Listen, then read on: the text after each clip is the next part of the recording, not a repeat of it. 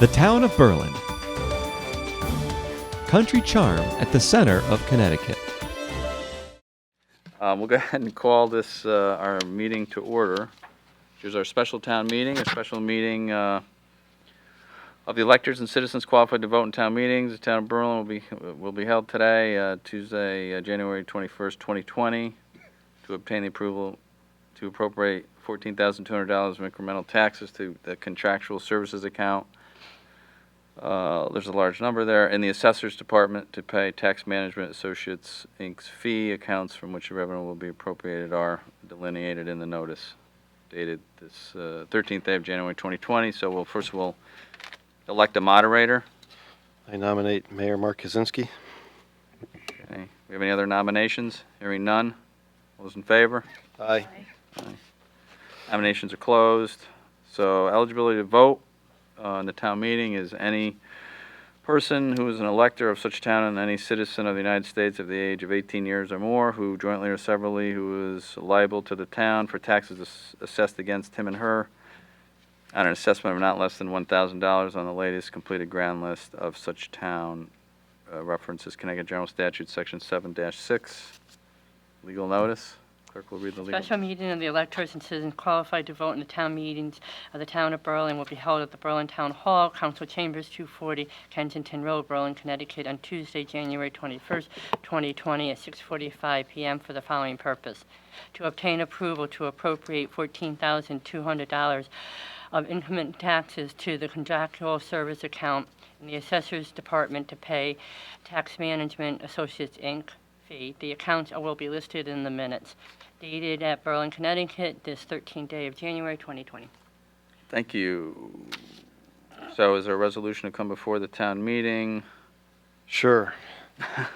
I resolve that an unbudgeted appropriation in the amount of $14,200 as requested by the town manager in accordance with Section 7-11 of the Berlin Town Charter be appropriated from personal property taxes and back tax interest accounts as detailed on the agenda in the general fund to contractual services in the Assessor's Department pending the approval of the Board of Finance.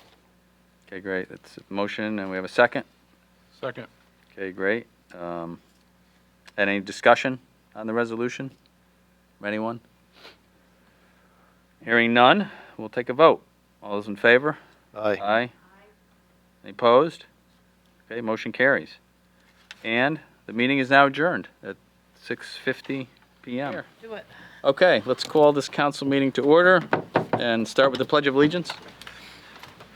Pledge allegiance to the flag of the United States of America, To the republic for which stands one nation, under God, indivisible, with liberty and justice for all. Thank you. Roll call. Councilor Jello Stetson. Here. Mayor Kaczynski. Councilor Luddy. Here. Councilor Payanessa. Here. Councilor Russell. Councilor Uranaga. Here. Councilor Veach. Here. Mayor, you have a quorum. All right, thank you. We're on to our audience of citizens. And we have one Mayor sign-in Catherine. to start. Yes. Mary Catherine LaRose, you're up. Good evening, everyone, Hello. Hello. and Happy New Year. We joked about that earlier. So if I'm not up skiing, it has to be a very good reason, and most of you will know what it is. It's about Bicentennial Park. I know that next week the Ordinance Committee is meeting, and I know there has been talk of a leash law in town, which doesn't bother me one way or another, except for if I don't want it enforced at Bicentennial Park. So I want to go back and not talk about the leash law tonight, but I just wanted to really talk about the, oops, wrong paper. I gave you the wrong thing. Hold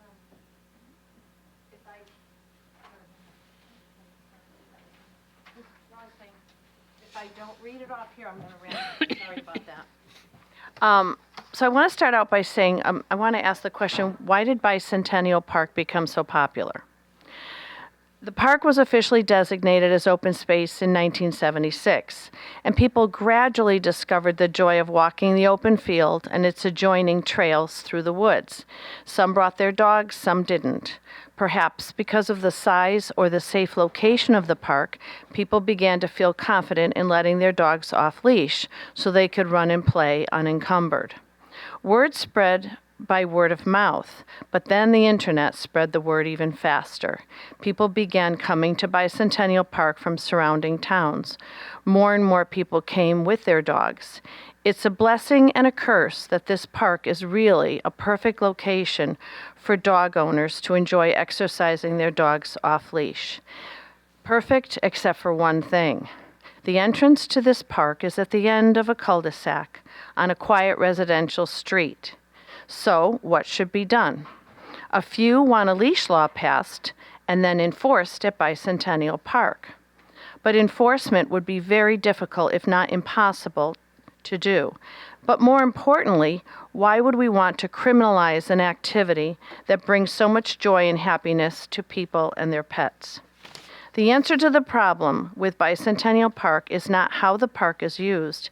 It is that there is no vehicle parking within the park itself. As the park has gained popularity, it has become glaringly apparent that parking in the cul-de-sac is unsafe and inadequate. If parking is provided inside the gate of Bicentennial Park, the noise and commotion of park guests, goers, will be moved away from the homeowners on Winesap Road. Rules and regulations for Bicentennial Park as a dog-friendly area can be developed, and I hope I can be helpful in that regard. However, what really is needed is a designated parking area inside the confines of Bicentennial Park. I've come here tonight hoping that you will support this solution and move it forward. I've done some research regarding leash laws in surrounding towns. I also have been researching dog-friendly off-leash areas.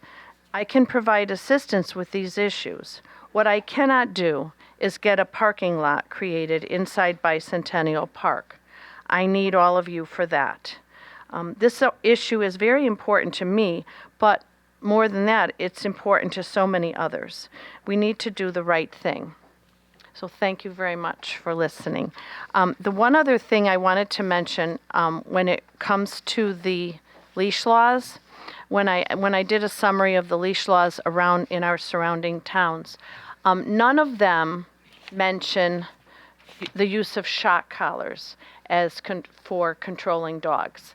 They all refer only to a physical leash of different lengths, but none of them will include a shock collar, and I hope that we will not either. Thank you.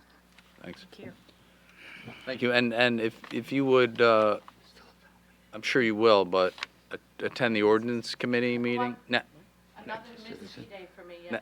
next week, so we can. I'll be there. Is that that's where we have to start, right, with that issue. So, thank you. Anyone else with the audience of citizens? Yes. 6:30 p.m. Hello, Susan Kwasniewski, 1111 Kensington Road. Hello. Almost everything that Mary Catherine said, except I do agree with having the training collars as a leash option. Okay. Thank you. Okay. Thanks. Okay. So, anyone audience of citizens? Who's next? Yeah. Sure. Why not?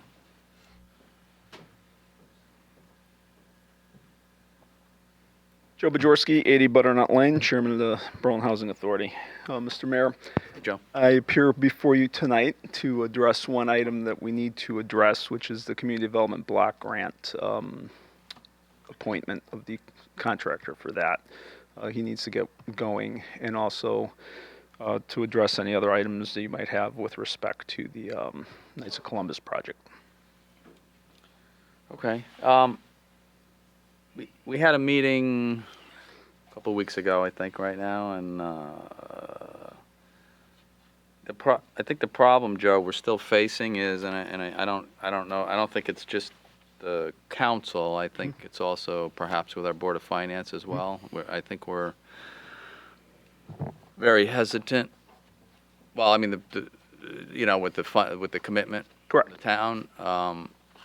So I think that's one of the steps we've been trying to deal with. Mhm. And I think more so from probably what we heard from the information we heard at that meeting from your consultant and yourself, that it's unusual for the towns to do that. Correct. So, I think that's a problem. That's a problem we're trying to overcome. I think amongst we could certainly talk about it because the whole council Correct. probably need to explain. I don't know if did we explain it when you were here before? I don't know. I think I did, but Okay. the information has Yeah, I know it's since changed. that time frame. I don't know if you've passed out any of the budget documents that I submitted to you.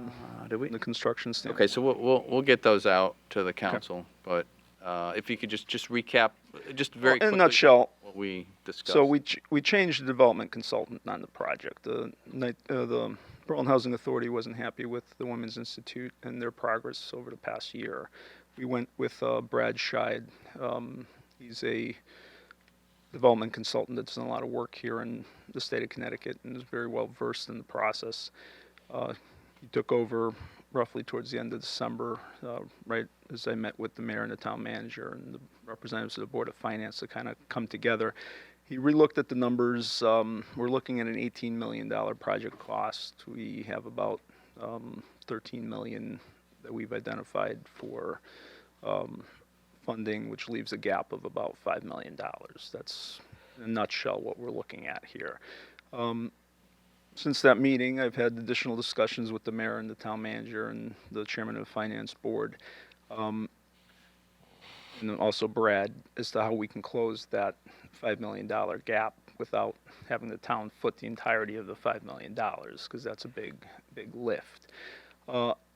In my most recent discussions on Friday with the Board of Finance chair, he's comfortable with a $2 million number, and he believes he has the votes on the commission to do $2 million, which is why the proposed letter of intent that I've submitted to the mayor reflects a $2 million figure.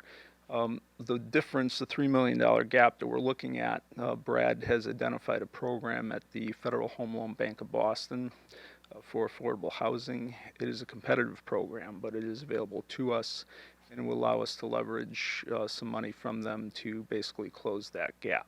And that's basically where we're at this point in time. So the lift I'm looking for from the town is $2 million at this point in time. Which I think was a figure that had come up It had come up before. and then it went up, and and now went it's away. back down Yeah. again, which is good. Yeah. And don't, for purposes of the audience, don't get it wrong that we are all on the council, and I'm sure the Board of Finance and the whole town, we've been pushing this project to get this done. And Joe, Housing Authority, for several years, we've run into some roadblocks, not anybody's fault, just things that came up. So we desperately want this project to go forward. It's just from what I've heard recently, an unusual financing where the town kicks in $2 million out of the town funding, which most projects do not. I don't think. Well, I think, in the words of your consultant, doesn't happen. No. So that's why it's a little unusual, and I think was the concern on at the time the Board of Finance. The chairman wasn't at the meeting. The Correct. vice chairman was there, but now we're at $2 million, which we were. I think we heard that figure last year, right? The $2 million. That was my initial figure, but as we updated the numbers, that Yep. figure moved, and Right. now we're Now- back at it. And then so the $2 million, if everyone agrees to that down the road here, so the $2 million would be bonded, I'm assuming. It'll be bonded. I a believe the payback? terms are spelled out there, Payback, but it's yeah. it would be a 40-year bond. What do you call it? We would pay it back probably in a lump sum. It would be non-amortized, so it would be paid back at the end of its life, in a lump sum type payment at that Right. point in time. And that's, again, that is still subject to some changes, because if we're able to obtain more money moving forward, We might not have to. we might not have to bond the $2 million at all. So what we're looking at basically is needing the money for July of 2022. So that's the time frame we're looking at. Between now and July of 2022, if more monies become available, then the town doesn't really need to pony anything up. The letter of intent is predicated, if you read it, based upon certain things happening. So the town is basically signing a letter of intent. You intend to bond $2 million at that time to, provide funding for this project. Up until that point in time, like I said, we're still going to be out there beating the bushes, looking for, monies to cover that nut. And that's just to get you into the state. The letter of intent would allow us to approach the Department of Housing and kind of have these discussions with them, especially with the governor's office and Department of Housing, seeing what funds are available. We were successful to have a meeting with them earlier in the fall. They're open to it, but they just want to see where the town's at and, where this project's going. So. Now, would there also be a possibility, I know one of the things we talked about was, I think many of us noted that the square footage cost on this particular project was, if I remember correctly, $240 a square foot, I think, which is expensive by many building standards, probably Correct. maybe all building standards. Even if we, I guess, decide to make that commitment, could we still look at that project? Now, the project I was on planning and zoning when we approved it 7 years ago Correct. now, maybe, right? I Yes. think I want to say. I would say about 7 years. Yeah. So, is there a way of lower? We look at that. Well, those plans and herein lower- lies the rub. Yes. Okay, Because that's it's what- a low-income housing tax credit, it's a percentage of the construction costs. So if we Okay. lower the construction costs, we Ah. lower the amount of grant revenue coming in. We don't necessarily close the gap. Okay. So I've provided the town manager with copies of the design criteria from CHFA. I've also provided him with the schematics, blueprints and the like on the project, and also the estimation sheet showing the various components of the buildings and how much it would cost to complete all those projects. There are areas where we can tweak, but I don't think we're going to necessarily solve our problem in terms of the gap financing. Okay. Like I said, I think our biggest bang for the buck would be to obtain additional monies and kind of Right. not push the town out, but, negate the need for the town's involvement at that point in time. The town would still be involved because you're providing the property. Yeah. If Exactly. we go with the CDBG, the Community Development Block Grant, then the demolition costs and remediation costs would be borne by that grant versus the town having to take care of that. So there is some, that's a $1.5 million grant, so there is some wash there, to some degree. Yeah, because the town has provided the property, obviously. Correct. Yes. That's our contribution, which always was the case. So I don't know. While Joe's here, just what do you all think now? So so we give you a letter of commitment. You can go forward with the state housing authority Correct. to get the ball rolling. Mhm. What if that? Our next step would basically be, we sit down with them and discuss what basically it would be a repeat of the meeting we had with you, where we'd go through the construction budget, we go through the operating budget, look at the different budgets and say, this is our project, and get their feedback on it, and discuss with them different financing options that are available. In our prior discussion, they told us to wait till February, March, and we'd have some kind of additional funding coming in via the federal government that the DOH would be administering, so we could take advantage of that if it works for us. And we'll also get a feel from them as to where they're going with their QAP allocation plan for the 9% tax credit with respect to the income restriction or age restrictions going forward. So, but that would be, the letter of intent will allow us to say, hey, we've obtained the 1.5 million, we've obtained this letter of intent for 2 million, we're going in a positive direction here. What else can you do for us, type thing? And they need to sign off on the 4% tax credits to begin with. So, that would allow them to do that as well. So we could, start that process rolling. Yes. Can I just ask, when is that letter of intent due? What's the deadline for that? So that we can have an opportunity to maybe take a look at some of this information, since I, There really is no deadline. I mean, No deadline? it's up to the Okay. council. I mean, we would like to go into the meeting. We're going to schedule the meeting regardless, but we'd be in a much stronger position if we went in with a letter of intent. and when are That you would've been planning voted on on. scheduling that meeting? Right now, I haven't talked to anybody about scheduling the meeting because I wanted to see how tonight went. And based on tonight's conversation, I'll have a conversation with my guy tomorrow, and we'll schedule that meeting. If for some reason we got some other funding, like perhaps other state funding that I could think of our elected representative who was talked about funding a We've had- project in Berlin, We've had conversations with, Speaker Arasimowicz. Yes. We'll just put it out there. Yes. I don't know if this is something that his office would be interested in, but we've had yeah, conversations. okay. So that's a good thing. That's a Yeah. good direction to go in. Mhm. So anyway, what do you all think? Well, if nothing comes, could we claim the 2 million? I mean, there's not it's not hard and fast, is it? No, There's no contract. no, there's no contract. It's just Okay. All right, so if it's kind of an something, offer at this point, something really. unforeseen happens, Yes. we could recall the. There's a letter of intent, so that's all it is. If once we're getting closer to funding the $2 million. Go or go. Okay. Doesn't obligate the town anything. Okay, Yeah, there we thank go. you. Yeah, that's what we want to hear. That's what I wanted Yeah, to hear. yeah. All right. What do you guys think? Anything? Do you mind if we dive into the numbers just a little bit here? Because I've heard a lot of numbers. I was curious about a couple of them. I heard that their units are about 800 square feet in total. Is that correct, or are they different sizes? How does that work for each unit? The apartments themselves, they're probably going to be about 850 square feet on average, maybe a little bit larger in some cases, smaller in others. With the number that the mayor had said about the square footage, the $240 square foot, that Yes. means like an 800 square foot unit is somewhere around $369,000 or so. Yeah, 340, 350 in that ballpark.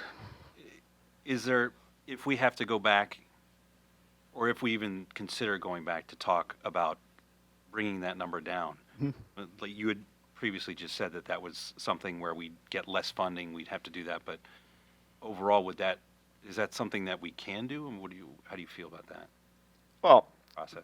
unfortunately, our hands are kind of tied because we're getting monies from CHFA. So CHFA requires that their buildings be designed to a certain standard, and they issue a design standard pretty much every year, updating their design standards. So it incorporates certain features that they require in their buildings, from environmental aspects or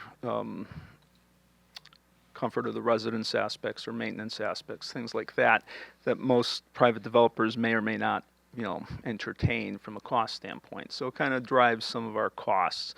For example, they require a community room in each building, where a private developer might say we only need one community room in in one building for the whole project. So that kind of drives the cost there. They require offices in both buildings for ADA purposes. So if a client couldn't get across from one building to the other, they could meet in a private office, basically, in that building. So they require certain standards from an environmental standpoint in terms of LED, certain fixtures that reduce energy consumption, and those standards translate also into operating the building on a moving forward basis. So as long as we're in compliance with those standards, our annual subsidies and grants from the Department of Housing come into to the picture as well. Yes, sir. What kind of cost would it be to the resident if we're gonna spend $350,000 to build this thing? There is no cost to the tenants of the project. There would be a cost, of course, to all the residents of the state, because the state's part of the funding mechanism. The seniors would not be impacted here. We're looking at stratifying the incomes. So basically, we're looking at the median income of the area, and we'd be hitting like 50% of the median, or 60% of the median, or 80% of the median. So that would set up a formula basically for affordability for the prospective tenants, and based on their income would determine what their rental payment would be for the property. So would be affordable for a senior to live. Yes.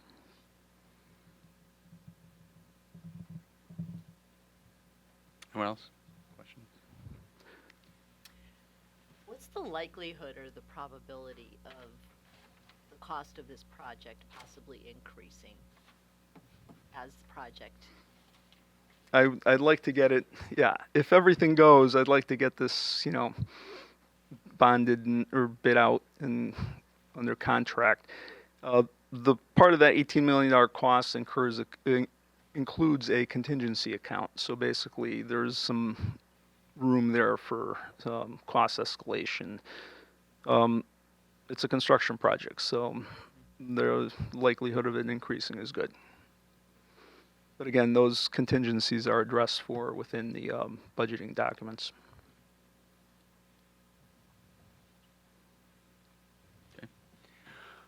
I mean, I just think I think maybe, so if we waited, so we don't have it on the agenda, Joe. Correct. But, so, not that we couldn't add it, I guess, but, I just like, and I think I mentioned this to you, another meeting, maybe just a couple, maybe the next council meeting, we put it on the agenda. And just give us a little bit of time to digest some, there's some changes here, and, again, no one wants this more than all of us here to get this thing going. But we just, I understand. And like I said, I've been provided a whole bunch of information Yes. to the town manager, right, you've got some new information Yes. that has changed even since we talked about it informally. So yeah, we want to make sure everybody on the council and the Board of Finance is aware of everything, since it's got to go to them as well. Yeah, Charlie. Does the Board of Finance also have to have this Yes. letter? Yes, they would have to, yeah.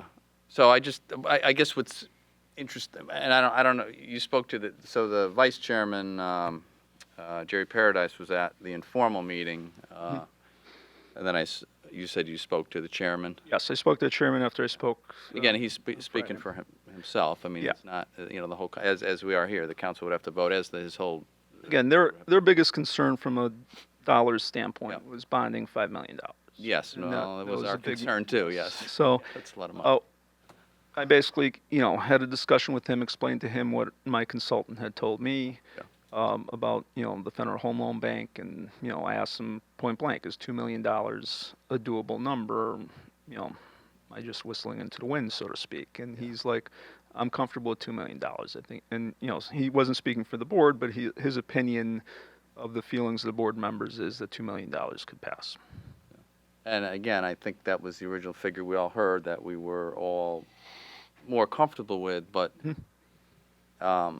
it's still just, and we want this going, but it's still, your new consultant, when he said towns don't kick in the money. Normally, they don't. Normally, so I just kind of for myself to do our due diligence for our residents of our town, as much as we want this housing, and we'll go to almost any lengths to get it.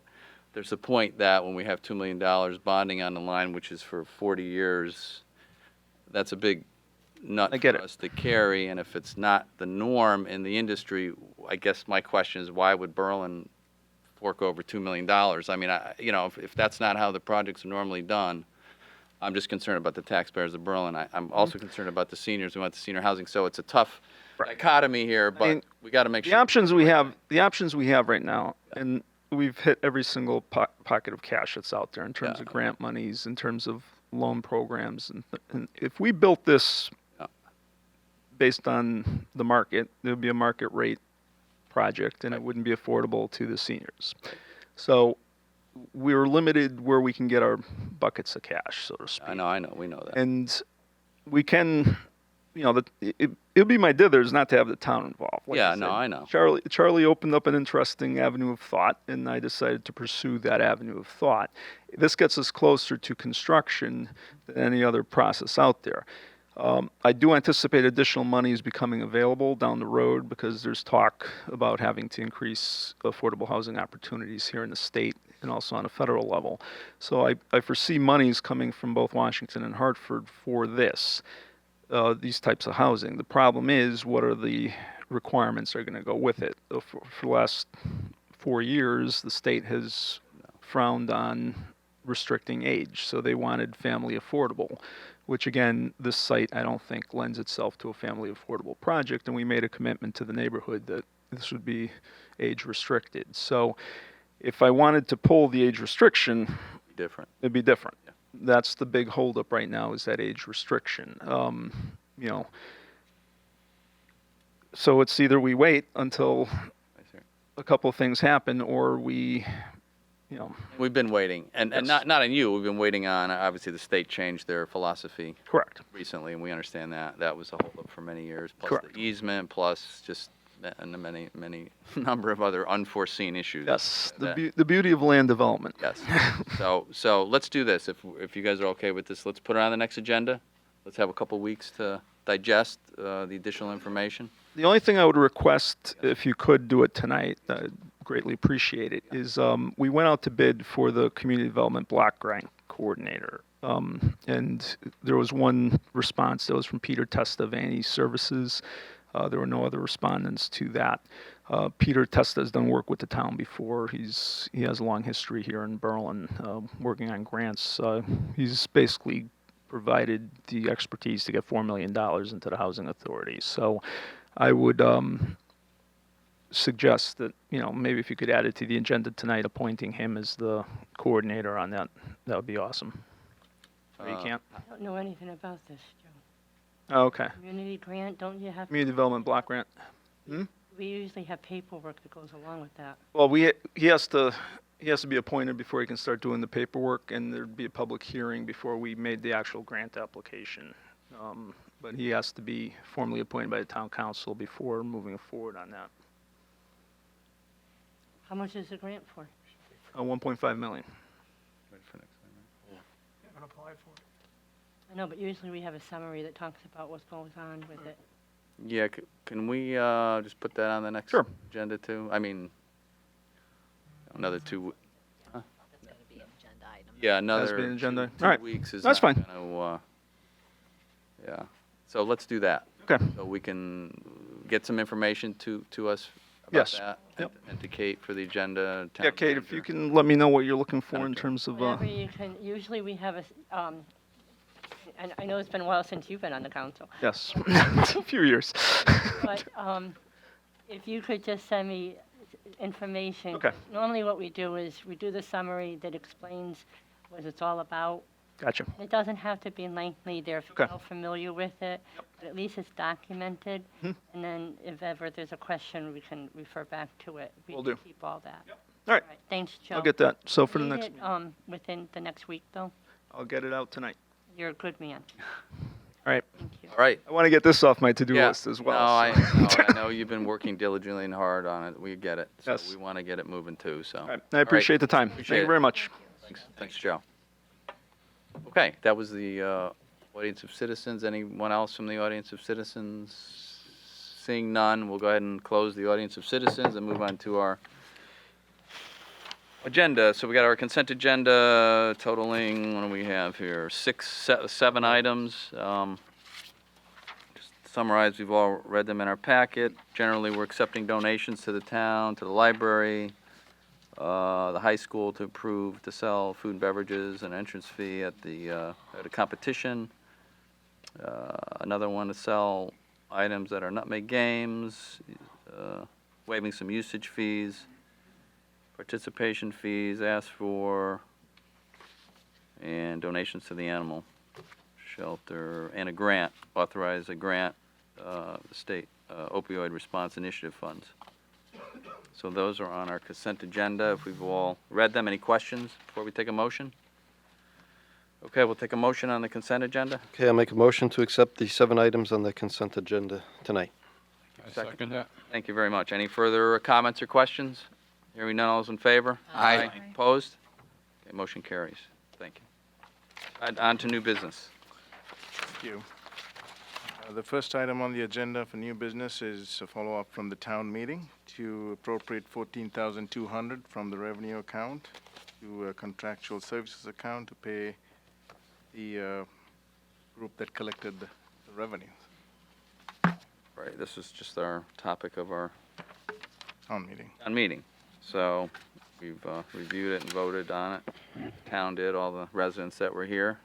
And we'll take a motion on this. Okay, I will move to approve an unbudgeted appropriation of $14,200 from the personal property taxes and back tax interest accounts into the general fund to contractual services in the assessor's department pending the approval of the Board of Finance.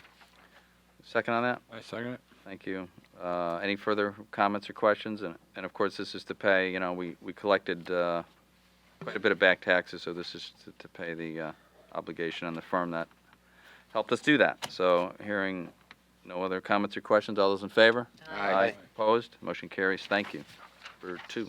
Number 2 is a tax abatement for Complete Sheet Metal LLC. Good evening, council members. Yes, Complete Sheet Metal LLC, which is going to be building an 11,000 square foot building on 4 Rod Road. Initially, they came in and the numbers were short of $1 million, which means they were eligible for 3 years.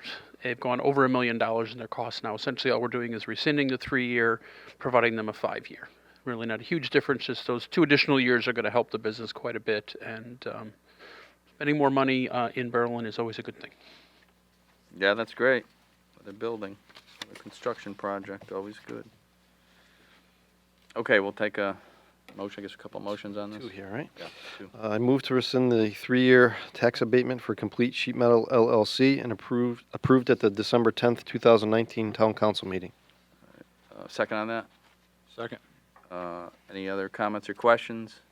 Hearing none, all those in favor? Aye. Opposed? Motion carries. Second.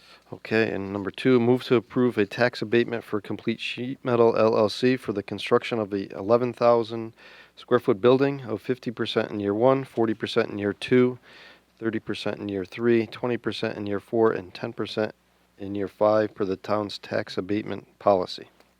Second on that? Second. Thank you. Any further comments or questions? Hearing none, all those in favor? Aye. Opposed? Motion carries. Thank you. Thank you. Thank you. Agenda item number 3 relates to an extension of the forbearance agreement with Connecticut Stand and Stone Corporation. Sure. Just a little bit of background for the new council members. Connecticut Sand and Stone is about a 75-acre property behind McDonald's on the other side of the rail. Essentially borders up on Route 9. Back taxes in excess of $200,000 right now, and we're not likely to see any. We had gotten a $50,000 assessment grant from the state to look at the property. A company in Plainville called Clean Earth is looking at purchasing the property. Essentially, a couple pieces need to be done. One is figuring out a path for the environmental. They need to figure out a path with DEP. Their initial plans they'd given to us would be to fill the site. It's a very, very low site to get above the floodplain, and then to have hopefully between 15 and 20 acres of heavy industrial land for development once the filling is done in a couple of years. What this is doing is extending us another year. The good news is, because they're extending, we're going to continue working with them. Our fear was that they were going to walk away. Over the last 12 months, I believe a little more than 12 months, we received $6,000 a month in taxes. So they've been paying the current taxes. It's going down to $4,500. It's less money, but more importantly, they're on board with us. From our side, from the town, we're working with DEP right now on trying to come up with a policy that does not exist, which is soil reuse. Essentially taking dirty soil, making it cleaner, bringing it to this parcel. So essentially, the public benefit is there, potential economic development long term, and just continuing it for another year, helping us to do our part on the town side. Thank you. I know it's a very difficult piece of property that we're trying to obviously reclaim and, like you said, use for development. So, we've been working on it for a while. So we'll go ahead and take a motion on that. Mayor. Oh, yes, I'm sorry. Yeah, I'm sorry, Charlie. Is part of this, was Rotha Construction granted part of this property, or is that a neighboring piece? No, Rotha is just south of this piece. It's a neighboring piece. That's a neighboring That's piece. still active, that agreement? Yeah. Well, I don't know if the access-wise, I know Rotha is just south of it. They have the access off of, I think it's Vincent Drive. And this one, essentially, the access point would be different, but it would be just north of the Rotha piece. Okay. I'm fine with the agreement, just Clean Earth, their soil is currently only approved for landfill cover. It has to go to dumps. Gotcha. I think what, they're looking for a place to get rid of the dirt that they treat. I think they, under this, it would have to be treated to industrial and commercial standards. I think that's part of what they're working with, and we're working with DEEP to get it to that point. It would be monitored. It would be monitored, yes. Essentially, the idea would be it would be into one of the brownfield programs itself. That way, voluntarily they go in, they have a plan to do the cleanup long term. So there is a bigger picture there. And if and when they acquired that, would they have to bring all the taxes current then? I believe when it is purchased, we would get the tax dollars that are owed, and then the remainder would go to the property owner. Thank you. Welcome. Yeah, good question. Okay, any other questions? Hearing none, we'll go ahead and take a motion. Okay, I move to authorize the town manager to enter into a forbearance agreement with Real Property Acquisition LLC and Connecticut Sand and Stone Corporation for a period from December 1st, 2019 to November 30th, 2020, in exchange for a payment of $4,500 per month during the extension period, subject to the review and approval of Corporation Council. Thank you. Second on that? Second. Thank you. Any further comments or questions? Hearing none, all those in favor? Aye. Opposed? Motion carries. Thank you. Thank you very much. Have a good night. Thanks, Chris. Thank you. Agenda item number 4 is to use some of the funds that we received from utilizing online auction site, govdeals.com, to transfer some of the funds that we got to put into better use for the town. And we messed up the back. Yes, so, 2 things. What you have for backup for agenda item number 4 should go with 5, and what you have for 5 should go with 4. They were stapled incorrectly. Okay. Look in the back. I see if we're paying attention, huh? All right, Roche. Okay. Well, we weren't, so we're glad you told us now. We knew that. Switch it. I think you were trying to throw me for a curveball. Yep. Of course. All right. Okay. All right. Easy. So at our green storage building in front of Sage Park, we've had a plethora of equipment that's been sitting there for many years. And some of the stuff dates back to 1970 that hasn't moved. Nice. So we put all on the government swap deals. Yeah. And we collected right around $7,300 by selling it. And our game plan is to buy a couple of storage containers. An antique now. It's an antique. Probably made more money on it. With the reconstruction of Scalise, they left us 3 or 4 15-foot rolls of the field, 20 or 30 55-gallon garbage cans full of infill material that in case something was ever going to happen, we would need it. And instead of taking up space in our current building that we have for all of our equipment, we like to utilize the funds to purchase a couple of storage units to hold that. There's also a generator that's in there just in case of emergency, and spare tires that are used for highway trucks, loaders, backhoe, and Alamo in case we have another blizzard like we had a couple of years ago. Okay. Sounds good. Any questions? Nope. We'll take a motion. Okay, move to appropriate $7,359.50 from the sale of land, labor, and materials revenue account to the storage unit and equipment account in the capital non-recurring fund. Second on that? Second. Thank you. Any other comments or questions? Hearing none, all those in favor? Aye. Opposed? Motion carries. Thank you. Thank you. Agenda item number 5 is to award a contract to one of our lowest bidders, Central Connecticut Services LLC, for seasonal maintenance, lawn cutting, and various other town locations. Yes. And that includes 2 alternate cemeteries as well. There is a old section which is called the Ancient section in Wilcox Cemetery, and there is an Old South section which is part of Maple Hill. We've maintained both of those properties since 2020. With the current bid that came in, we bid it out to have our alternates including it and not include it, and it comes down to be less than $30 a month to have those 2 parcels of property mowed. The reason is we go out on these pieces of property. It takes longer for us to send 2 guys out there, unload the mowers, than it does to mow them, especially the one that's out on Bayberry, Hummingbird, Vineyard, or Noliski, is we don't have any properties anywhere near that. It's not like some of the other roadside strips that are on our way, like the one on Berlin Street, and then the cemeteries.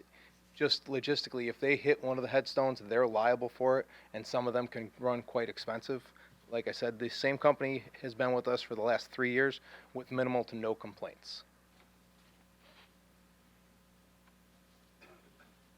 Okay, we've been using them for the same. Yep. Same issues, okay. All right, so any other questions, comments?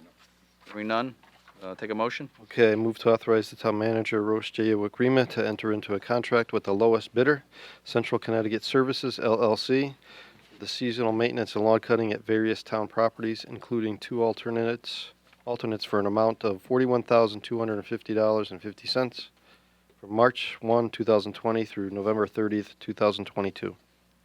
Thank you, second on that? Thank you. Any further questions or comments? Hearing none, all those in favor? Aye. Opposed, motion carries. Thank you. Have a good night. Thanks, Steve. Thank you. Agenda item number 6, this is the parcel of land that I think you have seen it multiple times, going through various commissions and committees. This is the piece that the state of Connecticut is going to buy, do the work, and give it back to us. But it requires a public hearing in accordance with the general statute, so. And I believe, as you mentioned, excuse me, Mike Ahern made a presentation at your last meeting explaining the need for the two parcels. They're very small. They're basically on the inside, or the upstream and downstream side of the culvert that falls outside of the right-of-way. So the state, as a part of the bridge program, is requiring the purchase of the land, and then they will turn it back to us following the completion of the project. Okay, yeah, we heard this very last meeting. I think we got the story on this. Okay.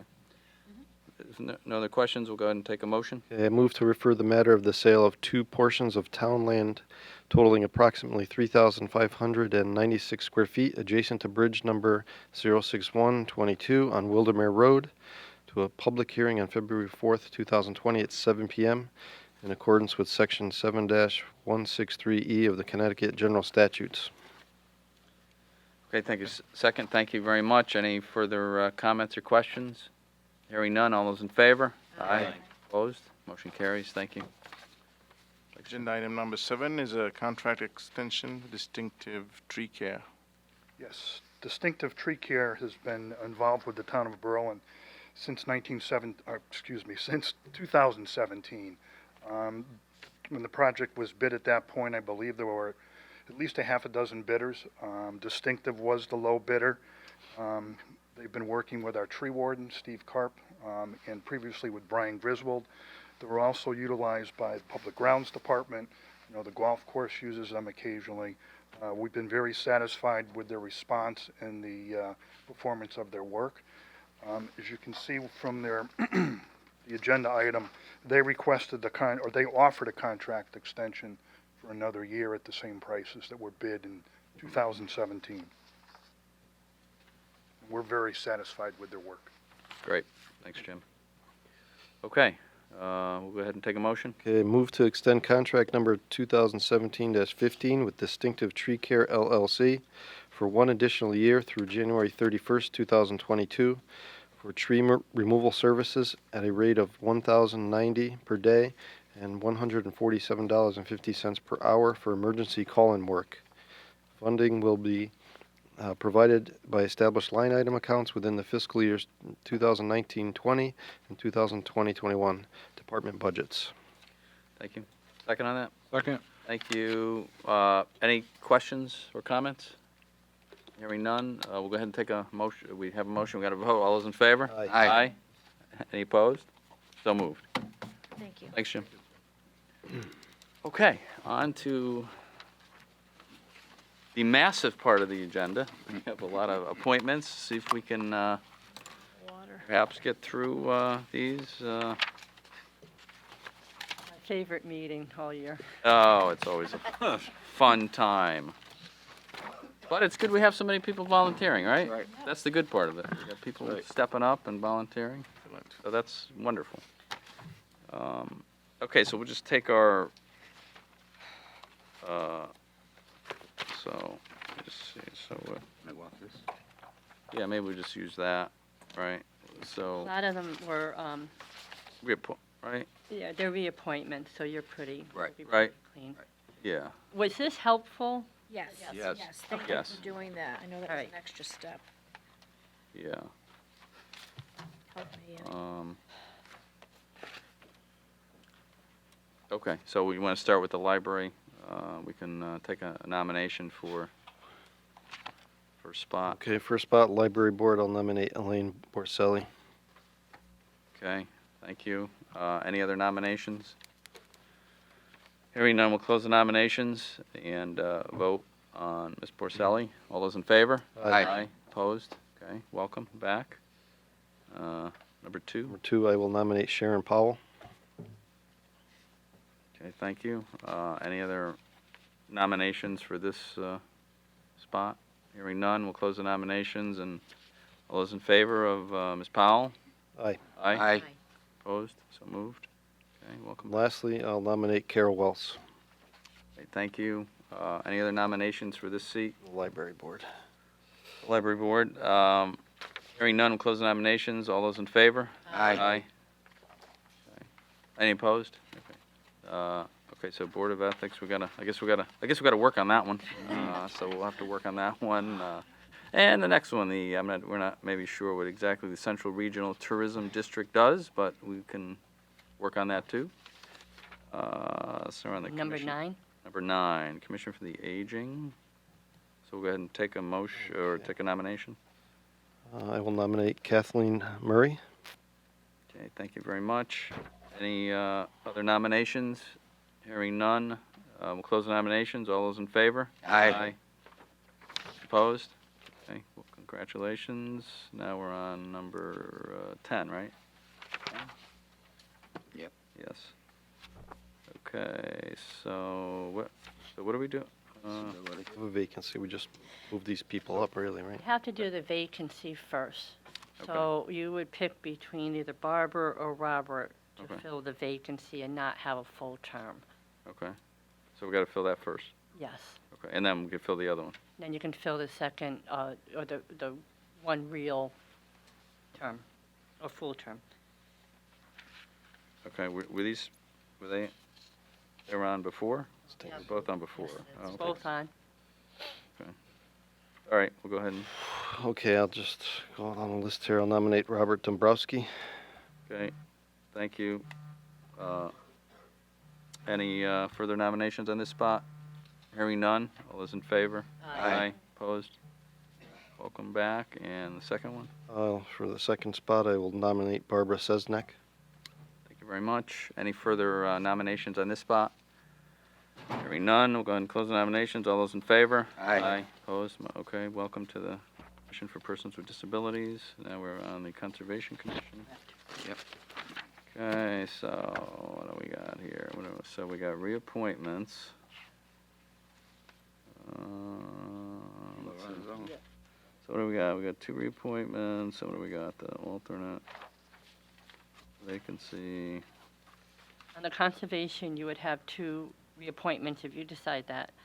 And then the alternate is is the issue really, is that you had several people that applied for the alternate, but they are Republicans and they cannot be seated as an alternate. We already have a Republican alternate on the Conservation Committee. Karen Pagliaro submitted her application, I believe, on Thursday of last week. And Yep. I'd like to nominate Karen. I know that she's, that would be for a vacancy, so we're going to Yeah. do the 2 regular appointments Got it. first, and then you can do the vacancy. very good. Okay, Okay, so let's. that's what you want to do. Yeah, so let's do the appointment. Number 13, I'll nominate Michael DiLorenzo. Okay, thank you. Any other nominations for that position? Hearing none. We go ahead and vote on that one. All those in favor? Aye. Opposed? Welcome back, Michael. Number 2. Spot number 2, I'll nominate Joseph Mazza. Okay, thank you. Any further nominations on that position? Hearing none. All those in favor? Aye. Opposed? Welcome back. And then we have the vacancy, Alternate. the alternate, which wants to- yeah, if you want to. Right, and I'll nominate Karen Pagliaro. Okay, thank you very much. Any other, well, there's really no, right? There's no, so the other 2 are Republicans you can't nominate, right? Because it doesn't, got it. Okay, so all those in favor? Aye. Opposed? Thank you. Okay, constables, we got no applicants. We got, so what do we do in economic? Okay, so for economic development, you can really do, you can do the vacancy, you would do the vacancy first. Mr. Price has put his application in. Okay. So he would have the shortest term. Okay. And then, if that's what you wanted to do. And then David and Bob are both been on before, and they would have their full terms. So it's really up to however you want to do it, but that's Okay. kind of what I thought would be. The vacancy, I would just like to, because I didn't receive any input from Chairman Dave Sear.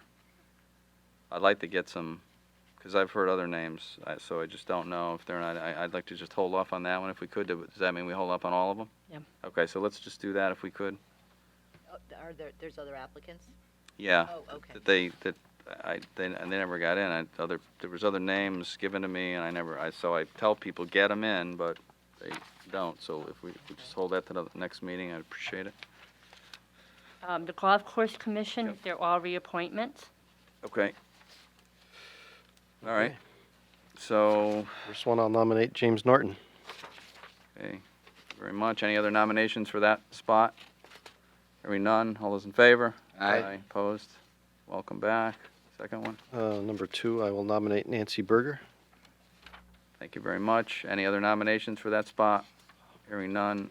All those in favor? Aye. Okay, welcome back. And number And- 3, I'll nominate Rich Nappy. Okay, any other nominations? Hearing none. Close nominations. All those in favor? Aye. Aye. Aye. Opposed? Okay, thank you. So now we're at the, Historic District is also reappointments. okay. So Bill would go on as a regular member, and then Pamela would go on as the alternate. And that's how they've done it for years. Pam has been an alternate. She doesn't really want to move up right now. Okay, all right, so, okay, so we'll go ahead and do. Historic Commission, I'll nominate Bill Sink, Jr. Okay, thank you. Any other nominations for that position? Hearing none, we'll close nominations. All those in favor? Aye. Aye. Opposed? And for the alternate, I will nominate Pamela Pethigal. Okay, thank you. Any other nominations for that position? Hearing none, all those in favor? Aye. Okay, and then wetlands, so what do we got here, Kate? So with the wetlands, that's another one. It's very complicated. I know. What do we got on this one? That is one that the vacancy needs to be filled first. Okay, And then, all right, so, if that one is filled with, and they're all 3 Republicans that Okay. have submitted their applications, okay, then the problem is, once again, we're getting into an issue with, as far as minority representation. yep. So it would be a vacancy for number 25. So, okay, so if we can fill that, Fill that, right? we fill that one, and then what happens? And then you can't really fill anything else because, They're both Republicans? yeah, So we gotta get a D or a U? Yeah, with the 26, we need a D or a U. Okay. Now, Okay. with number, just check something. Okay. Now, with the 27, I'm sorry. No, it's okay, we gotta try and So get, right now, Mr. Jackson is is he on there? on as a regular member. Okay. And And he then wants to be reappointed, He does want to be reappointed. right? Mr. White, no argument. Steve Biella, not there. Who? I'm just looking at other sheets. To- Oh, that's the wrong commission. Republicans. So, with the inland wetlands, with the alternates, Mhm. Mr. White is already on as an alternate. Oh, So he could be reappointed as an as a vacancy or as an alternate. With the inland wetlands, Mr. Jackson is on as Regular already. a regular, regular member. yeah, If you fill that with the vacancy, you put him in, if we put Jackson in 25, yep, okay, then you can't, he's still a regular member, right, but he would be filling a vacancy. Yep. And there's a full term membership that has to be filled by a Democrat or unaffiliate. Okay. All right, so Mr. Jackson, you can put him in, but he wouldn't have a full term. Okay. All right, and then you can put Mr. White back on That's an alternate? as an alternate. Okay. And there's still, is there And it still? probably, I mean, I know Joe has expressed interest in the inland wetlands. That but was we a did put second him on choice. conservation. Yeah, and that was the second choice anyways. Yeah, Conservation, or this? yeah. Okay, so I think you're okay if, Okay, so, all right, all right. So, is there other alternates on inland wetlands, or no? there's one more, but it's a vacancy. Okay. All right, so, all right. But it needs to be a D or U. So we can work on filling that. So let's go ahead and do, as we just discussed, let's Okay. nominate William You're Jackson. going to do Jackson for Yes. the vacancy number. Yes, I'll nominate William Jackson for the vacancy in the inland wetlands. Okay. Any other nominations for that spot? Hearing none. All those in favor? Aye. Okay. Okay, and then you're going to drop down to number 27 Yep. with the alternate, Okay. and you can reappoint Mr. White. Okay, I will do that. I will nominate Mr. Frederick White. Okay, thank you. Any other nominations for that position? Hearing none. All those in favor? Aye. Okay. Okay. So we just need a D or U for the other alternate. We have another alternate, you said? Or no? We do, but there's nobody to apply. Nobody applied. Yeah, okay, It so we'll. needs to be a Okay. Democrat or unaffiliated. Okay, so we'll wait on that. Okay, so where are we at now? Park and Rec. So with Park and Rec, similar situation, we have a vacancy that has to be filled first. Don is currently on as a full member, but we can put him on a vacancy, and then when that term is up, reappoint him. How long is that? The There's a year- vacancy there's a is year difference. until 22. 2022, it'll be January. So he would be on for 2 years. Okay, so let's go ahead and nominate. Don. Okay.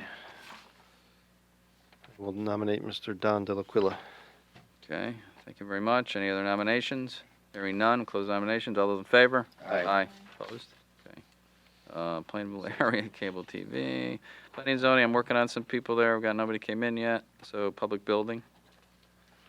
What do we got? Public building. Nothing. Work. Planning and zoning, nothing. Work Bove. So what do we have with this one? Just, It would just be for Reappointment. Bart, Yeah. as far as reappointment. okay, Ryan does not want to be reappointed. okay. So, okay, so we'll go ahead and take a Okay. nomination. Public Building Commission, number 35 here, I'll nominate Bart Bovee. Okay, thank you. Sorry. Bovee. Okay, any other nominations for this? Hearing none, all those in favor? Aye. Aye. Okay, so, back down, to what are we at? Veterans? Veterans are reappointments. It would be both Peter and Bruce. Okay. You don't want to screw up on these. No, we don't want to mess this up. We've done that before. Oh, yeah. That's never good. Never Yeah, good. that was bad. Very bad, very bad. We learned Okay. our lesson. Yep. Okay, so, let's. Number 1, Veterans, I'll Yeah. nominate Mr. Peter Galgano. And they're both doing a great job, so they should be reappointed. Okay, so any other nominations for that position? Hearing none. All those in favor? Aye. And the second one. And the second one, Bruce Trevathan. Thank you very much. Any other nominations for that position? Nays. Hearing none. All those in favor? Aye. Okay, visiting nurse. Where are we at here? Okay, so this is another one that has the vacancies. Okay. The people who are currently on, Tyler Coop, Cindy McKean, and David Veronese, all want to be reappointed. Okay. But they are going to have to go on with the vacancies. So pick one for number 39, 40. number 40, and number 41. Okay, well, let's just go down the list there. So let's go ahead and, Okay, I'll nominate first Taylor Cope. okay, thank you. Any other nominations for that position? Hearing none. All those in favor? Aye. Thank you. Number two. Number 2, I'll nominate Cindy McKinnon. Okay, thank you very much. Any nominations for that position? Hearing none. All those in favor, McKinnon? Opposed? And Okay. Number And- 3, VNA, I'll nominate David Veronese. Okay, thank you very much. Any other nominations? Hearing none. All those in favor of Mr. Veronese? Aye. Aye. Aye. Okay, great.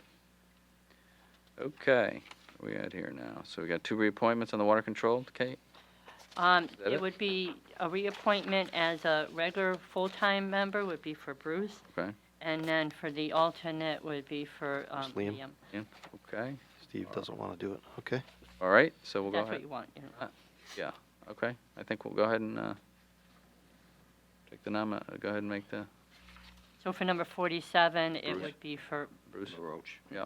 Bruce LaRoche. Okay, I'll nominate Bruce LaRoche. Thank you very much. Any other nominations for that position? Hearing none, all those in favor? Aye.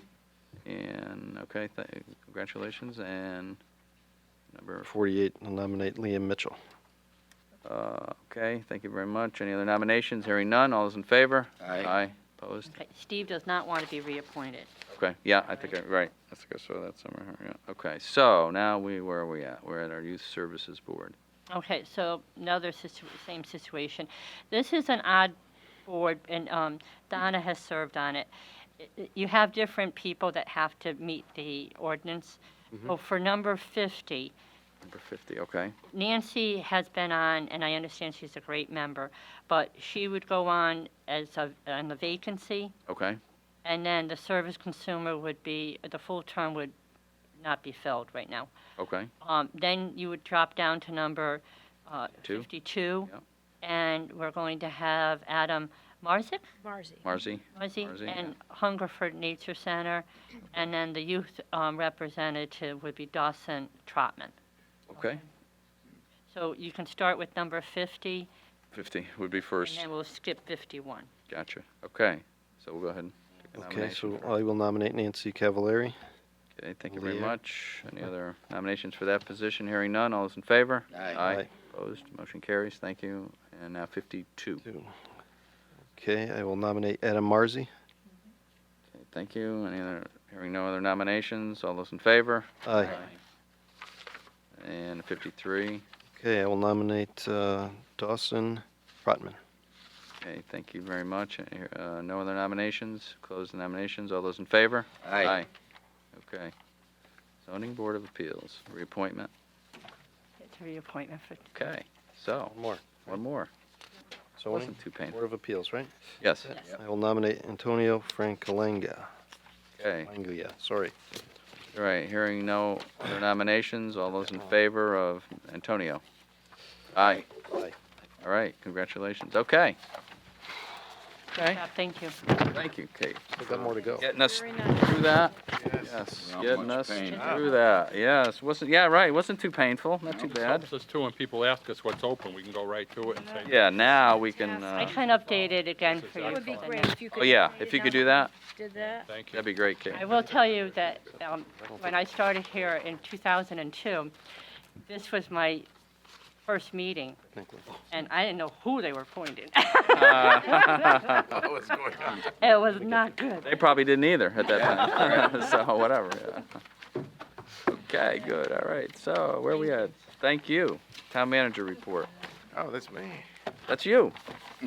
You're up. Did you forget already? No, I didn't. All right. I was surprised that you got there so quickly. Yeah, see? So, good job. Because we have good management. There you go. So the couple of items, the first one is more of a discussion item. I want to have it. My first year going through the budget process and the cycle, and I've heard what has happened in the past. But right now, I'm getting requests from the town, various departments, both operating budget, personnel, as well as capital needs. What I like to do is to get from you a sense of your priorities, if you have some, or at the same time establish some broader parameters as to where you would like to see the budget to land. So it could be simple as, I'm just making this up, don't do this, no increase at all. And I'll deliver a budget that has no increase. Wouldn't that be wonderful? You could say 0.5% to 1 mil, a capital not to exceed X, or you want to see certain things accomplished in the budget process. And if you do that, I can, because I've looked at what is submitted, they're not frivolous, they're reasonable. but there's no way that we can fund those requests. That's in excess of 10% increase. Mm. And this is not without counting the Board of Ed. Ouch, whoa, okay.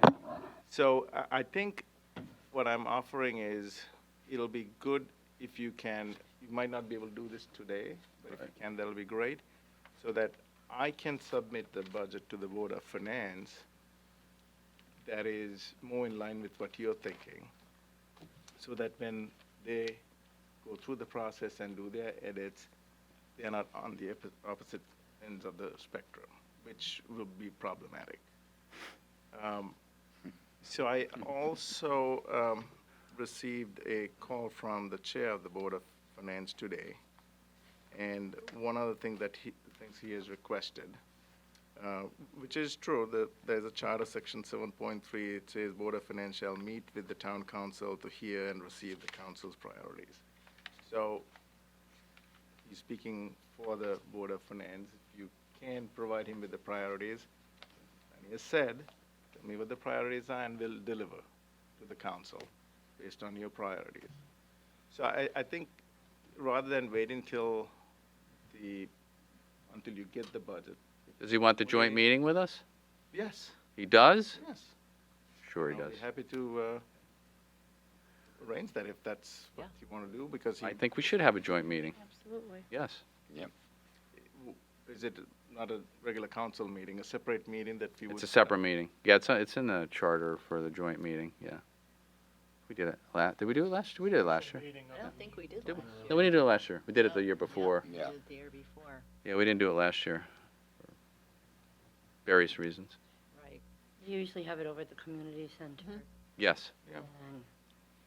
And Yeah, we had it. Library, We had it in the wasn't it? library room I mean, the sorry, the first time. library. The library. I had the and- library in my head, I I apologize. think it's a great idea, because Yes. it's an opportunity for the council, the governing board, to set some priorities and say, here's what we are thinking.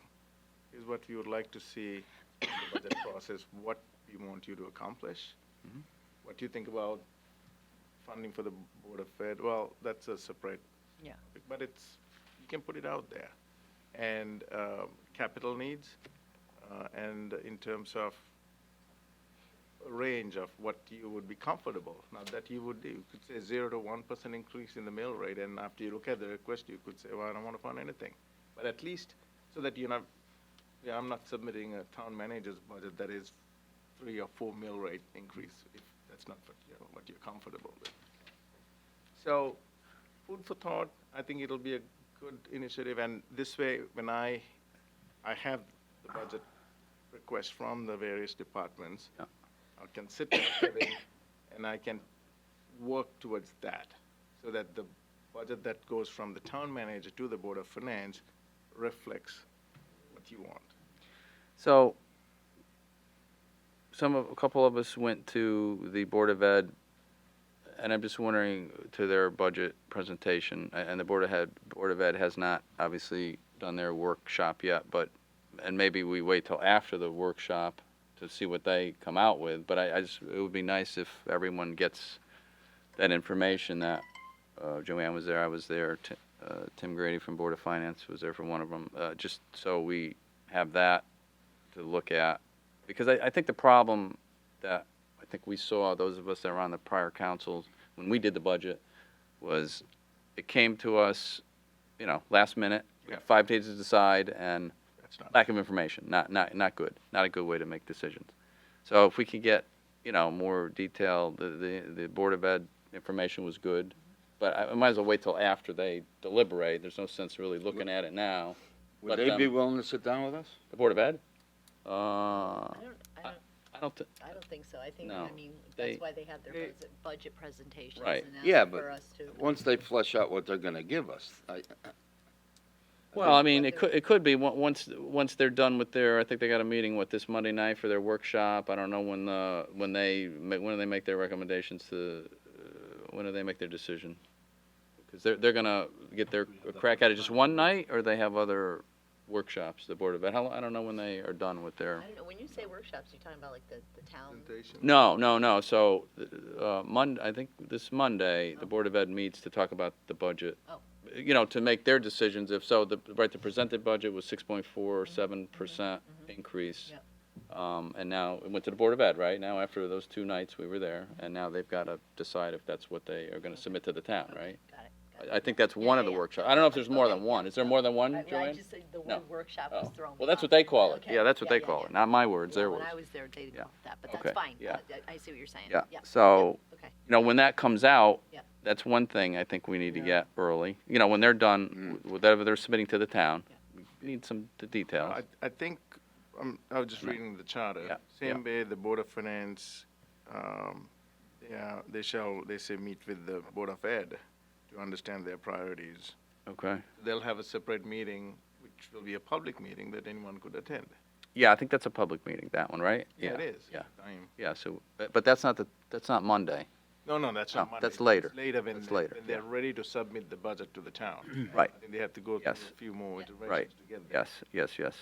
So that, I don't think we need it till after that, till the Board of Ed submits their budget to the town, right? That's what Yeah, is so submitted, I need to find out when they submit. Yeah. Shouldn't be Timeframes. too later in the process. It's later, we know it's later, but as long as we get it earlier than when it comes to the council and, we're trying to make a decision, which I think last year we left it upon each individual counselor to try and get the information, but that's hard to do. We want to make sure we get the same sheet, or a couple, Board of Ed just, again, condensed.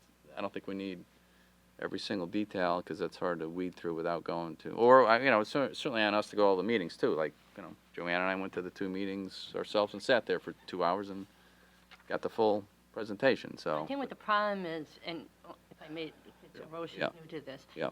is that usually we get the Board of Ed's budget Yep. shortly before it's going to be presented by Sure. the town manager. Yeah. So Yeah. the town manager doesn't have the ability to have the time to either, to decide what the town's priorities are.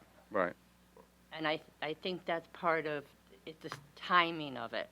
So, and I know what you're thinking is if they're going for a 7% increase, then the town gets 2 or something, you know what I mean? But Yeah.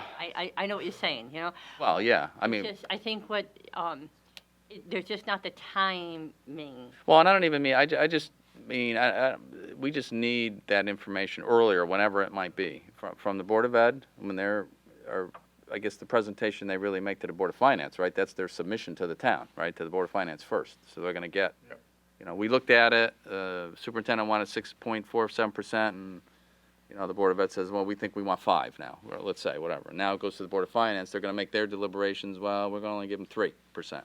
And then it comes to us. But in between that, by the time it comes to us, we got like 5 days. We need more information to decide what we want to do with it. And we can go to the public meetings too, which we should do, which probably will, but. But in the meantime. Yes. Before the Board of Ed budget gets there. Yeah. It'll be good if I can get priorities from you. Oh, yeah. council, Yeah. Because we can work on the town budget. Yeah. And priorities can come in various forms for you to decide what is it that what is it that what the residents want to see in a budget. You want to invest in infrastructure, roads, bridges. Education is always out there. But in terms of services and also some as specific as projects? that won't be bad either. Yeah. Well, the You list. have seen what the capital committee recommended. Yes. So you can take a look at it and see if there are things that you want us to consider.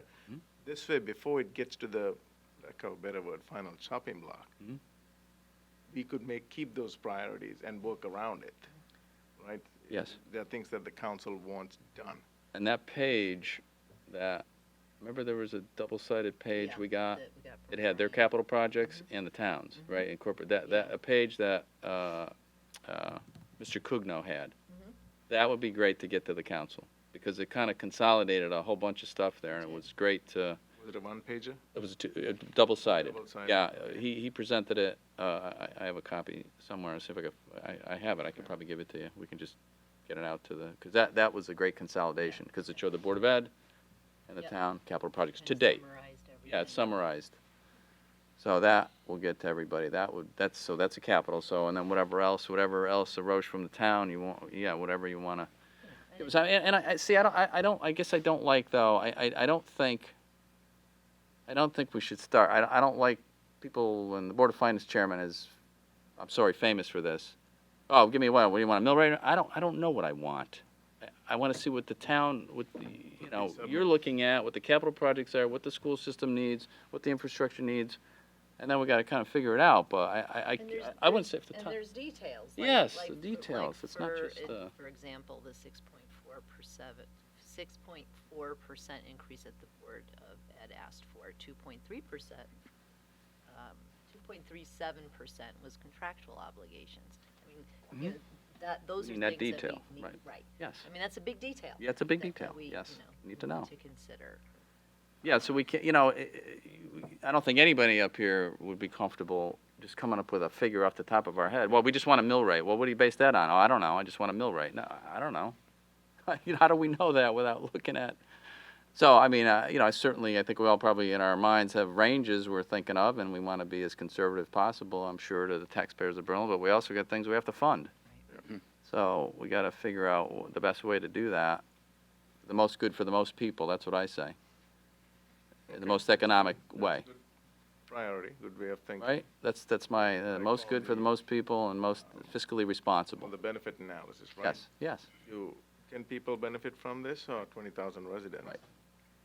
It's a good way. Hence, the infrastructure is important, public safety is important, Board of Ed's important, obviously the three big ones to me are, those are big ones, but senior citizens, we get the housing we want to do. Yeah, I mean, they're all valuable, unfortunately, they're all worthwhile projects. Everything I think we see on the capital improvement list, just to take that as an example, it's all great, but that's hence we spread it out over a bunch of years. So I know what you're asking for, and, I know what the Board of Chairman, or the Board of Finance Chairman sometimes ask, but that you can't. How do you give him we just want a mill rate increase. Well, what is that going to do? So that's just not, it's crazy how would way to look at it. Structure the conversation? By the first meeting in February, do you want a list of our priorities? Yeah. Okay. So this way, when they submit the budget to you, it's not totally out of whack. There are certain things you want to see accomplished, and we can work towards that. Otherwise, I think that conversation needs to take place. I don't know whether it's a memo form or whether it's I think probably have if you have a face-to-face meeting. Right? I think one of the things that we would like to know too is like what do we need to fulfill contracts with? Like what's contractually obligated by us, and what does that mean? Then on top of that, then we can kind of come up with some things. But at that point, we're already having to pay the bills. We got to figure that out first. So, one thing I will throw out there, since many moons ago I've done this budget stuff.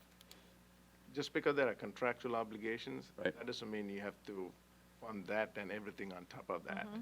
Right. Everything needn't be incremental budgeting. That's a dangerous follow. You have to fund the contractual, but that doesn't mean it has to be all incremental. It can come from somewhere else. You cannot do something else. I mean, we always think about what is it that we should be doing. We should also think about things that we should not do, discontinue. Right? Yeah. Sure. Otherwise, the incremental budgeting concept is you're always adding on top of what you have already, assuming that everything that you're doing is relevant. Right. May not be. May not be. I'd like to add to Mike's thing. I think it would be nice to know what our, what kind of mandates are imposed on us that we have to fund. I can think on the town side, before my time here, we had the Patriot Act, and everybody in the country jumped on the money. Well, we bought 5 or 6 fire trucks in the same year, and now we're feeling the pinch that And Jim Simons did a good plan where we stretched it out, a 7 or 9 year plan to replace fire trucks. But also on the Board of Ed, they have the same kind of things. We accept all this grant money, we start jobs, and they're great jobs, and then poof, the money disappears, and we're like, well, are we going to raise taxes to fund that? Some of it is really good programs that, the Board of Ed or even the town side feels that we need, but it would be nice to know what that number is. We never push back on some of these things. Maybe some of them we don't need, but we still have to pay them. I don't know if that's possible. So for the next budget, I mean, just to start it off tonight for a minute, and then we'll wait till next meeting. But there's three things we've been talking about as a town, right? The first one has been the senior housing, which we heard tonight, which we were trying to address, trying to figure out what to do with that. And I know that, let's just say for the sake of argument, the 2 million, we all want to do that. But that wouldn't be till, what do you say, 2022? Yeah. So that's not in this next year's budget, right? No. No, right? No, It's in that following 2022. year, if we get that far. So that's something that's there, right? And then there's the police station. We've been talking about renovating that. So we don't have a hard cost on that yet. We have some estimates, right, that they've been waiting in line for quite a while. And then there's the community center that is moving forward with some plan. We don't have a price on that yet, and that obviously would go to the voters at some point. But so those are, to me, three big projects that have been waiting, that we need to do somehow. I mean, I'm not sure how they fit into this year's or next year's budget, but and then there are obviously other things in the capital plan. That would be like, just from me personally, those are three priorities that we are certainly pursuing, right? We just and again, I'm not sure how much money we need on next year's budget for them, but we need to, if there is, we need to look at that. Are the funds that were already committed to with matching grants considered part of the capital improvement? Like the bridge project, we have to put 20% or something? Yeah, that one project. Yeah, I don't know how We that. have to make sure that money's there. Yes, yeah, because right, was that project, the 4 bridges we were going to renovate, not replace, right? It was a little bit. It was, I want to say it was $1.4 million for the 4 bridges, and we're going to get 800 grand back from the feds. So I saw some bridge projects. I don't know. So I don't know if those 4 are the ones we're getting It might be over a couple of years, too. It might not all be this year. With the senior housing, Kevin and I talked about this. If you decide to go in this direction, you don't necessarily have to bond the money. You can appropriate fund balance, not pay interest for 30 years. I mean, that's a tough one, because that's, what is that, 40 years? Yeah, 40 years. No interest? No interest. Well, that doesn't mean it's no interest for Right. town. Right. We'll be paying interest whether you use your own money or bond it. Right. Because it's opportunity cost that Yeah. you're losing. Right. Right. Yeah. Right. So I know, I understand some of that doesn't have to be bonded. I mean, I think the bonding problem we're in, right, is, and the other question maybe we all need answered, especially for the new counselors, is, right, we got, I don't know what the debt stands at now, 95 million, right? $95 million. And the debt payment this year, I think, goes up one more, at least this year again from last year, which was the whole debt payment was like $9 million, I want to say, off the top of my head. So what does it go up to this year? Because I think it's still climbing. Is it going down this year? I thought we had one more year up. But again, that's like a big overall picture that we all need to hear, right? That what's going on with that payment, because that payment, unfortunately, there's, I think we got, that payment was cut in half, and it will be hopefully as we go on the downside, right? There's $4 or $5 million we have extra, money that we're taking in that we can't spend. We got to make the payment. So I think we have to take that into account and know that up front, what that payment is. I thought this next year was one more year up, but remember the chart we had last year? I thought it was one more year up, but we need. And it's going down. Because I think we need to see some big overall picture stuff, right? I mean, I do. Big picture. Right? We kind of need the big picture too. I mean, it's great to get into the weeds, and we need to do that near the end of the process to, get where we think we all want to go, but we got to see the big picture up front. I think before we could even say, oh yeah, we want the, That can be done. I think that'll set the stage for council and the Board of Finance. Right. We think? Sure. Yeah, we got to get the big picture first. Okay. And then get into the weeds of, okay, so there's the big picture. What's in the big picture now? And the debt payment's a big part of it, right? And where the debt's going, right? And what other bonding we think we have to do. I think the last 3 years, we've cut the bonding the town has done in half, I believe, right? The last figure I remember from Kevin Delaney, the last 2-3 years, we've cut it in half. I want to say we bonded $10 million a year. Down to like 4. I think we were down to like 4 or 5. I think that's right from the last budget discussions, but tell us that too. Yeah. Right? It's just like the big picture stuff that where we're headed. and what big stuff needs to get done. Like, we know the HVAC has to get done at the schools, right? We know that's a big part of what they need this year. Capital projects, beside their operational budget. But So especially with giving you the information on the capital projects, Yeah. both the town and the Board of Ed. Yeah. And then also the debt payment for next year. And then like the pension. Yes, Like the that. pension fund. So if Roche puts that together, then I can email it out or whatever you want. Yeah. But that will give you, Yeah. Yep, So some, the- Because the pension's another obligation, right? And I know that's been going down, so that's good, but that's so like still, you want what the hard costs are, and then the capital, and then if there's some, Mhm.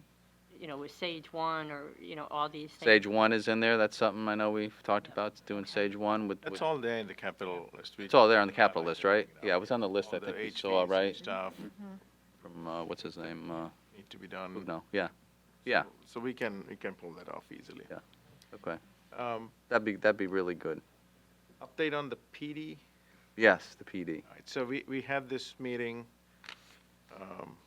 with a couple of folks, with police commissioners and Board of Finance. Jerry was there. Jerry was there, heard us, and then from the Tony department, D'Onofrio was there. Jeff was there. Was he there? No. No, he wasn't at that one. He was not at that meeting. Other one, that was another one. Don Lombardo was there. On Lombardo, yeah, So public building.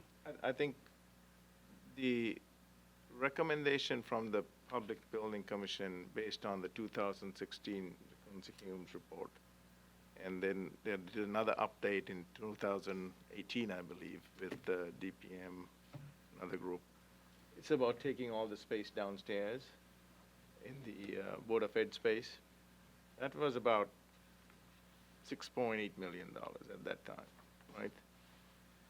So where the report, where they left it was to go back to the council and then do move forward with what I call a schematic design to actually understand, to do all this, how much it's going to cost. So here's my thought on that. And I think I shared this with the mayor. We've paid $30,000, $40,000, $50,000 for so many studies over and over again, and it's all studies, right? And then that is just one half of the picture. If you're going to move the Board of Ed to another location, you'll have to hire somebody else to do another study, and that's going to be another. Just telling you, it's going to be at least $3 million. On the low end, it's going to be more than that. Trying to move them to Pistol Creek and to retrofit that space for the Board of Ed or any other location that you might have, it's going to be expensive. Now you're looking at the 6.5 is no longer 6.5. It's probably over 7. Snowball effect. So it's a $10, $11, $12 million project. Nobody's going to be happy doing that. So I spoke with the chief and said, what is it that you really want? Let's work on this, something that is pragmatic that we can get done. And what he needs, more the locker room space, that needs to be addressed, period. And then if possible, some interview space when they bring people in. So I think we can use some of the space downstairs, existing storage space, to move the locker rooms and give some space for the interview space that they need, interview rooms, and not move the Board of Ed at all, and get it done for a lower price. So he'll be happy if you do this. And I reached out to the chair of the Board of Finance, and they'll support it. I spoke to Brian and said, can you work with me to give some space? And he'll do that. Just need to get to the police commissioners, which I haven't done. But I think what I would like to do is to bring a proposal to you to do just that.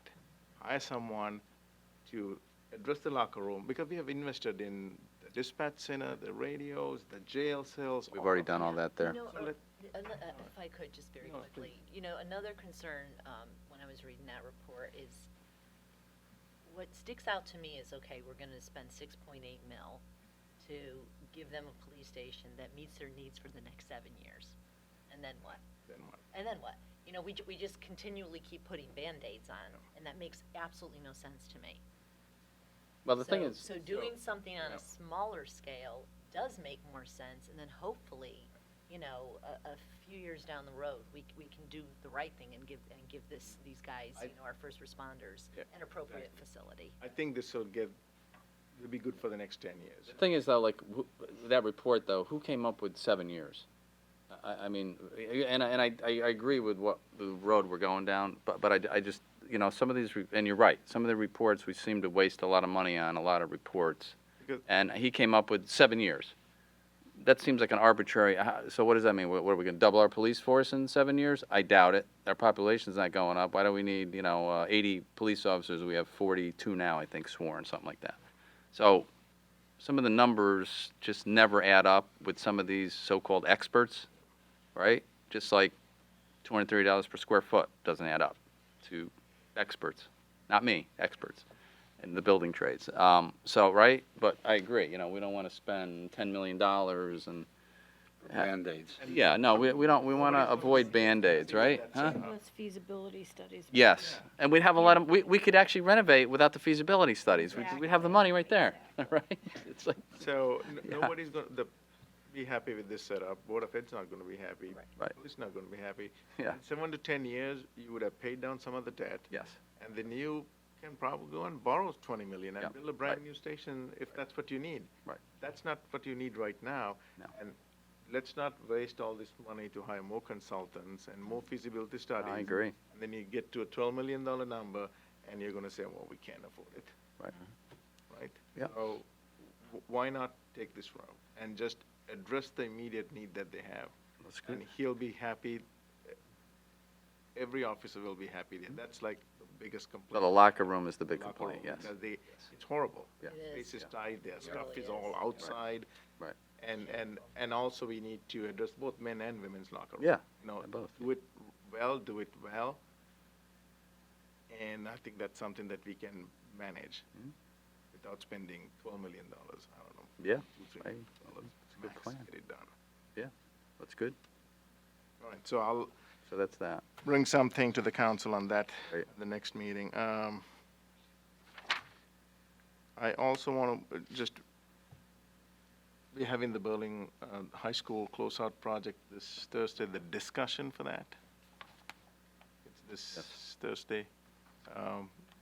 There'll be someone from, Be there, 5 o'clock. I had intended to be there, but I have a state central meeting. there'll be people from the Board of Ed, Public Building Commission, Yeah. Utilities, Finance, our folks, anyone's welcome. We're just trying to figure it out, what's the best way to do this because of the ductwork is outside. Yeah. Yep. Doug from Facilities is already spending money for addressing issues. And I think this is my recommendation. We have the money, let's get it done now, rather than things breaking in year 4, 5, 6. Something will have to get done with the duct. And if you don't close the project, the retainage is around $3.5 million with the state, we don't get that back. Yes. And the more we wait on that, state is one day gonna say, too late, we need the money. That's already happened to some school districts. Let's hope we can try to come to some kind of an agreement with that. Then Let's hope. lastly, I want to just talk to you about the Steel Center at Farmington Ave project. So remember, we mentioned we have applied, there's an application with the DOT that was submitted to address the site plan and the encroachment permit. So by the time, I'm trying to give you a time frame for this. We would hear back from them in the March, April timeframe.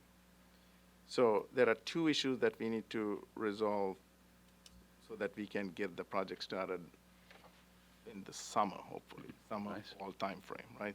Build the boulevard. If we commit to the boulevard and start doing it, Newport is going to start moving equipment there. They're waiting for us to get the boulevard started.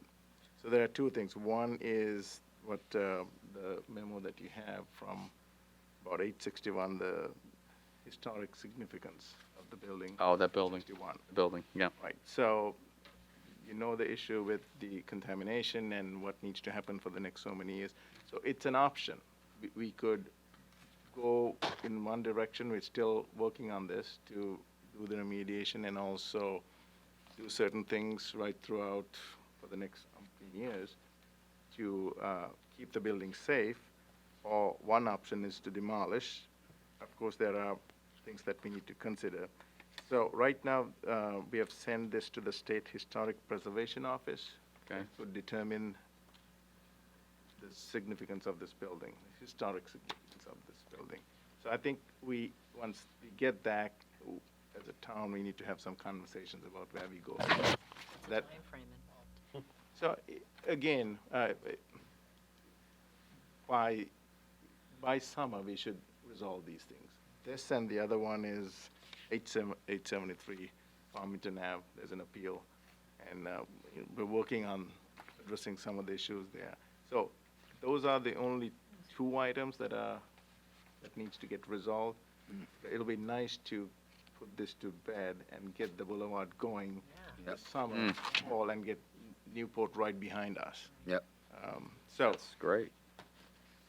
because those are the big projects like the senior center, the community center, the PD, and then the downtown development project. So, do you want more updates? I can give you more. What's that? There's a lot going on. What? Yeah. There are more updates. Sure, why not? Just give a couple of items. Again, the Timberland Golf Course, the food service contract is coming to an end this year. What I have suggested, and we're working on an RFP, is to put it out to bid. Put it out to bid and require someone to invest a significant amount of money in the kitchen and the clubhouse. Somebody else to invest, not the town's money, not for us to borrow, and give a longer-term contract, whether it's 10 years or 15 years. Big number to invest, so that you can take that, I'm sorry, it's a 1970s clubhouse there, and do something different with it. So we're working on an RFP, put that out. This one is sort of nice. A newer ceiling. New ceiling. There's no, all the ceiling tiles falling down anymore. I don't think we should pay for everything. New chairs. Somebody else Yeah, should new pay chairs. for it for a change. Yeah, that makes sense, Arosh. Certainly. Your contract is up this year. End of this year. So we need Makes sense. to It's a good idea. work on it now. Yeah. Yeah. It doesn't hurt to Right, do that. I'll stop for now. That's it? I got one. Oh, come on, there's nothing else to do? I'm One just quick kidding. question. So it'll be quick. You had talked about changing, or I don't know if I heard a rumor or you mentioned, someone mentioned that it might return the dog catcher to the review of the police department. Is there any progress on that? We've had initial conversations with the police commission and the chief. They all agree that that's the right place, but they have some concerns about it and how to make it work. So there's work to be done. You're working on it. Yeah. Thank you. That, I mean, undoubtedly, that is the right place for it to go. Supervision, structure, policies, procedures, backup, safety, all of that put together. But because of the history, we got some concerns there, and we need to work through that. There's a little bit of a hesitation to take it over.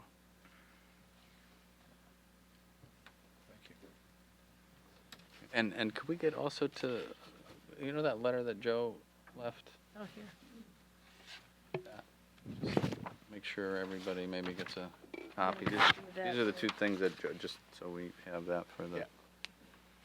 I think he just dropped that off. And Tom. I'll send stuff that Joe Yeah. emailed Yeah. to Yeah. everyone. Yeah, because I Yeah. haven't seen any of that. One set of standards that we have to adhere because of the HUD mortgage and housing and the because of the affordable senior housing category. So some of them are legitimate, actually. I mean, there are certain things, even if you have a private developer, I spoke to a couple of them, that they will have to abide by. So I'll share all that with you. And then the financial advisor, Brad, had done some projections and numbers and cost estimates, and we can share that with you as well. Great. That's good. Is that it for your report? Well, that's enough. That's a lot. That's a lot of stuff. You're Thank done. you. Yeah, you're done. That's it. It's too late now. Pull the mic away. Yeah, that's it. No more. No more. No, it's all good stuff. We need to see it. Okay, what do we got? Special meetings? Minutes. We got this, but we just gotta finish the, Committee reports. right, no, were there any special meetings? What do I do with my agenda? We have It's going to be the Ordinance is ordinance committee. coming up, Yeah. right, next Thursday, January 30th. 30th.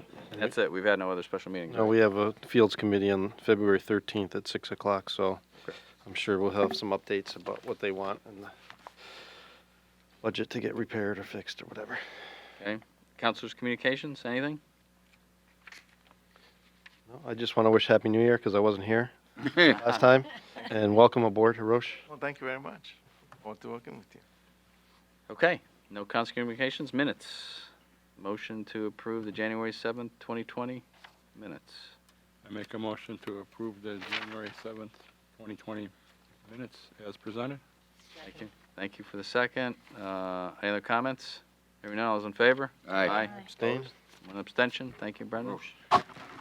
And that's it. Motion to adjourn. So moved. So moved. Got a minute. All those in favor? Aye. Aye. All right, we're out of here.